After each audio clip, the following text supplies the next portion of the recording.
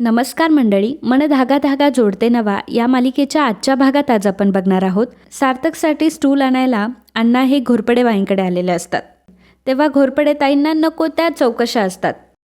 त्या विचारतात की कशाला हवाय स्टूल. तेव्हा अण्णा सांगतात की सार्थक सर आलेत ना, आणि सार्थक सरांना असं खाली बसून जेवता येत नाही, म्हणून त्यांच्यासाठी स्टूल हवाय. तर घोरपडे ताई विचारत असतात की का बरं, सार्थक सर इथे कशाला आले. सार्थक सर म्हणजे तुमच्या आनंदीचा दुसरा नवराच ना, आणि ते किती दिवस राहणार आहेत अजून. काही घरी दुसरा प्रॉब्लेम झाला आहे का काय. आता हे सगळे प्रश्न तिला पडलेले असतात आणि ती अण्णांना तसं बोलूनही दाखवत असते. अण्णांना मात्र तिचा खूप राग येत असतो. अण्णा म्हणत असतात की जाऊ दे, राहू दे तुमचा स्टूल तुम्हालाच. तेव्हा ती म्हणते की नाही नाही, असं कसं, घेऊन जा ना स्टूल. आणि मग स्टूल आणण्यासाठी ती आतमध्ये जाते. अण्णा मागे म्हणत असतात की अशी कशी बाई आहे ही. तर इकडे सर्वजण जेवायला बसलेले असतात. सुधा काही जेवत नसते आणि टेन्शनमध्येच असते. आदर्श म्हणत असतो की अगं काकू, तू कशाला टेन्शन घेतेयस एवढं, तू जेवून घे ना. तर वृंदा म्हणत असते की शेवटी टेन्शन तिला येणारच ना, तिचा पोटचा मुलगा तिला सोडून गेलाय आणि दुसरीकडे राहतोय. आई तू काही पण काय बोलतेस ग. सार्थक काय हे घर सोडून गेलाय का. सार्थक फक्त 3-4 दिवस तिकडे राहायला गेलाय, एवढंच ना. तर केदार म्हणत असतो की हो, कसं असतं, जेव्हा एखादा मुलगा बायकोच्या माहेरी राहायला जातो तेव्हा त्याचा खूप मानपान होतो. जावई जावई म्हणून त्याला अगदी डोक्यावर बसवलं जातं. त्यामुळे तो तिथून निघतच नाही आणि मग त्याला तिथंच छान वाटतं आणि तो तिथंच राहून घेतो. तर आदर्शमध्येच डायलॉग मारतो की का बरं, तुमच्यासारखंच ना. आदर्श म्हणतो की हो का, म्हणजे तुमच्यासारखंच ना. केदार मात्र शांत बसून घेतो. केदार म्हणतो की हो, वाटलंच तर माझ्यासारखं म्हण, पण जगात काय मी एकटाच घर जावई नाही आहे, खूप सारे घर जावई आहेत. आपल्या सार्थकच्या बाजूने सुद्धा असं काही होऊ शकतं. आदर्श सुधाला म्हणत असतो की काकू तू अजिबात टेन्शन घेऊ नको, सार्थक पुन्हा येईल आपल्याकडे. आणि सार्थक एवढा स्वाभिमानी आहे की तो कोणाच्या इथे जास्त वेळ नाही राहू शकत. आणि काय झालं, सार्थक इथे नाही तर मी आहे ना. आणि तो सुधाला म्हणत असतो की काकू, लहान असताना तो आम्हाला चिवकावची गोष्ट सांगायची. आणि मग सुधाला सुद्धा चिवकावची गोष्ट ऐकवत तो सुधाला जेवू घालतो. सुधालाही खूप आनंद होतो की निदान सार्थक नाही आहे तर आदर्श तिचा मुलगा होतोय. या दोघांचं ते प्रेम बघून वृंदाला मात्र खूप जळजळ होत असते. तर आनंदीच्या घरी सुद्धा सर्वजण जेवायला बसलेले असतात. सार्थक येतो तेव्हा सर्वजण म्हणतात की थांबा. सार्थक म्हणतो की काय झालं. तर अण्णा म्हणत असतात की अहो सार्थक सर, तुम्ही तिथे टेबलवर बसा ना जेवायला, इथे खाली नका बसू. सार्थक म्हणतो की का बरं, मला काही सांधिवात झालाय काय.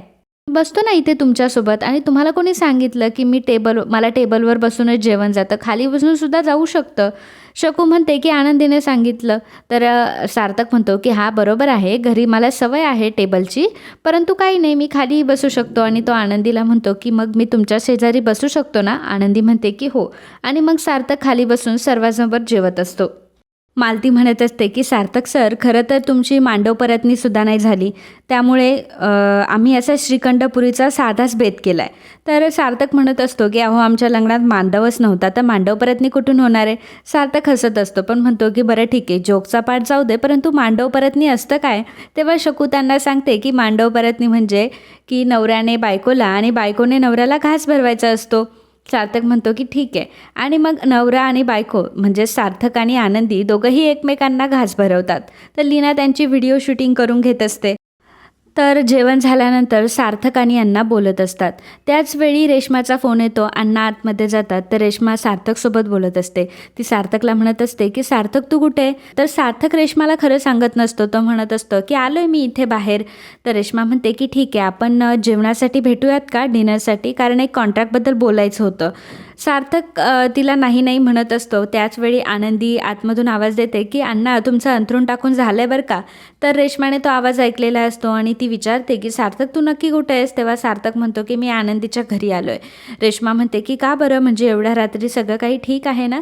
सार्थक म्हणतो की हो हो, सर्व काही ठीक आहे, पण मला आज यायला काही जमणार नाही, त्यामुळे जाऊ दे, आपण नंतर कधीतरी डिनरचा प्लॅन बनवूयात. रेश्मा विचार करत असते की सार्थक आनंदीच्या घरी काय करतोय. ही आनंदी आता माझ्या जास्तच डोक्यात जायला लागली आहे, हिचं मला काहीतरी करावंच लागेल.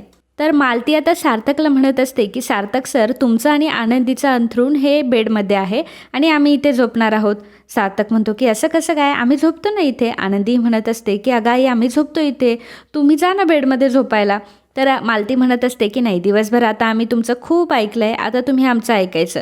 आम्ही दोघं इथं हॉलमध्ये झोपणार आहोत आणि तुम्ही दोघांनीही बेडमध्ये जायचं. त्यामुळे आता सार्थक आणि आनंदीला अण्णांचं आणि मालतीचं ऐकावंच लागतं आणि दोघंही आता झोपण्यासाठी बेडमध्ये येतात. आनंदी बेडमध्ये आल्या आल्या लगेच चटई तिच्याकडे घेते आणि म्हणते की सार्थक सर, मी खाली झोपणार आहे, तुम्ही वरती झोपायचं. सार्थक चटई ओढत असतो आणि म्हणत नसतो की नाही नाही, मी वरती झोपायचं आणि मी खाली झोपणार. आमच्या घरी आपण असंच झोपतो की नाही. आनंदी म्हणते की हो सर, परंतु ते तुमचं घर होतं, आता हे माझं घर आहे, तुम्ही माझंच ऐकायचं. मी खाली झोपणार आहे आणि तुम्ही वरती झोपायचं. सार्थक म्हणतो की असं कसं काय, तुमचं घर ते माझं घर, माझं घर ते तुमचं घर, तुम्हाला खाली नाही झोपायचं, तुम्हाला वरच झोपायचं. सार्थक आता खाली चटई टाकत असतो आणि चटई टाकत असताना मालती आणि अण्णा तिथे येतात. तर सार्थक गडबडतो आणि जोरजोरात बेडच्या खाली मारायला लागतो.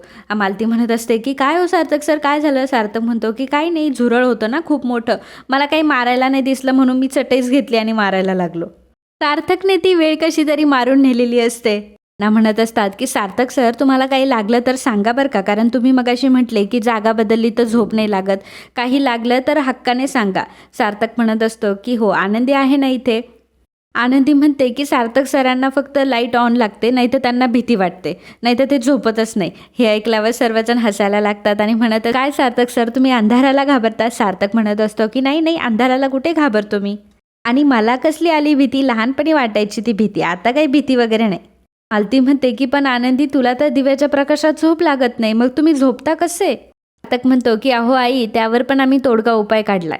सार्थक आनंदीकडे तिची पर्स देतो आणि म्हणतो की घालून दाखवा बरं आपल्याकडं काय जुगाड आहे तो. आणि मग आनंदी आयमास्क घालून दाखवते, तेव्हा सर्वजण हसायला लागतात आणि म्हणतात छान आहे हा झोपेचा गॉगल. अण्णा आणि बाकीचे सर्वजण आता तिथून निघून जातात. तर सार्थक दरवाजा लावायला लागतो आणि म्हणतो की काय तुम्ही दरवाजा का नाही लावून घेतला. सार्थक दरवाजाची कडी लावत असतो, परंतु दरवाजाची कडी काही लागत नसते. सार्थक आनंदीला म्हणतो की आता काय करायचं, दरवाजाची कडी तर लागत नाही आहे आणि आपण जर आता असं खालीवर झोपलं तर त्यांना कळेल. सार्थक म्हणतो की पण तुम्ही काळजी करू नका, एक आयडिया मला सुचली आहे. सार्थक लगेचच सान्वीला घेऊन येतो आणि दोघांमध्ये बसवतो. तर सान्वी म्हणत असते की सार्थक काका, तुम्ही मला इथे का बोलवलंय.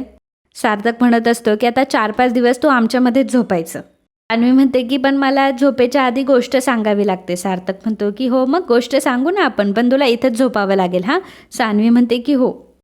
तर आनंदी सार्थकला खुणावत असते की सार्थक, सान्वीचं काय करायचं. सान्वीच्या कान दाबतो, म्हणतो की जाऊ द्या ना, आपल्यासोबत राहू द्या तिला, तेवढंही आपल्याला ऑकवर्ड वाटणार नाही, म्हणजे तुम्हाला ऑकवर्ड वाटणार नाही आणि मनोजदादा आणि लीना वहिनींनाही प्रायव्हसी मिळेल. मी आता सार्थककडे हट्ट करू लागते की मला गोष्ट ऐकायची आहे. आनंदी सार्थकला सुचवत असते की लाकूड तोडायची सांगा. सार्थक म्हणतो की ठीक आहे चल सान्वी, तुला लाकूड तोडायची गोष्ट सांगतो. सान्वी म्हणते की नाही आईनी तर ती कालच सांगितली, सर तिला आजीबाईची गोष्ट सांगा. म्हणत असतो की चल आता मी तुला आजीबाईची गोष्ट सांगतो. तर सान्वी म्हणते की आजीबाईची गोष्टी तर मला सकाळीच सांगितली अण्णांनी. सार्थक म्हणतो की सर्वजण काय तुला गोष्टच सांगत असतात का. बरं चल, मी आता तुला ससा आणि कासवाची गोष्ट सांगतो, ऐकशील ना. सान्वी म्हणते की हो ऐकेल. तर सार्थक आता ससा आणि कासवाची सार्थकने वेगळीच गोष्ट बनवलेली असते. सार्थक तिला सांगत असतो की एक असतो ससा, एक असतो कासव, दोघांचीही शर्यत लागते आणि शर्यतीमध्ये ससा इतक्या जोरात पळतो की जिंकतोच. आता त्याची ही गोष्ट ऐकून आनंदी मात्र मोठमोठ्याने हसायला लागते. सान्वी म्हणते की काय सार्थक काकाला तर गोष्टच येत नाही. सार्थक म्हणतो की नाही मला एक गोष्ट माहिती आहे. सान्वी म्हणते की कुठली. सार्थक आनंदीकडे बघून म्हणत असतो की तुम्ही हसलात ना तर खूप छान दिसतात. तर आता आनंदीही सार्थककडे बघू लागते. मित्रांनो, आजचा हा भाग इथेच संपतो. पुढील भागात आपल्याला पाहायला मिळणार आहे. आनंदी सार्थकला म्हणत असते की तुम्ही दादांचा एवढा विचार करता, त्याला एवढं महत्त्व देतात आणि तो कसा वागतोय तुमच्याशी. तर सार्थक तिला म्हणत असतो की मुळात आपण जे काम इथं करायला आलोय ते करूयात ना. तेव्हा आनंदी म्हणते की नाही, म्हणजे मला दादाचीही काळजी आहे आणि तुमचीही. असं म्हणतात. सार्थक तिला विचारत असतो की तुमची काय, पुढे काय म्हणणार होता तुम्ही. तेव्हा आनंदी म्हणते की मला तुमचीही काळजी आहे. तर मालतीला डब्याचं झाकण उघडत नसतं, त्यामुळे सार्थक तिला डब्याचं झाकण उघडून देत असतो आणि त्याचवेळी झाकण उडून पडतं आणि दाराकडे जातं. तर एक बाई तिथे आलेली असते आणि मेले रे मेले असं मोठमोठ्याने ओढत असते. आता त्या बाईची एंट्री झालेली असते आणि ही बाई नक्की कोण आहे हा सगळ्यांना मोठा प्रश्न पडतो. तर मित्रांनो, मन धागा धागा जोडते नवा या मालिकेचं डेली अपडेट बघण्यासाठी आताच आपल्या चॅनलला सबस्क्राईब करा आणि हा व्हिडिओ जर तुम्हाला आवडला असेल तर व्हिडिओला लाईक आणि कमेंट करायला अजिबात विसरू नका. धन्यवाद.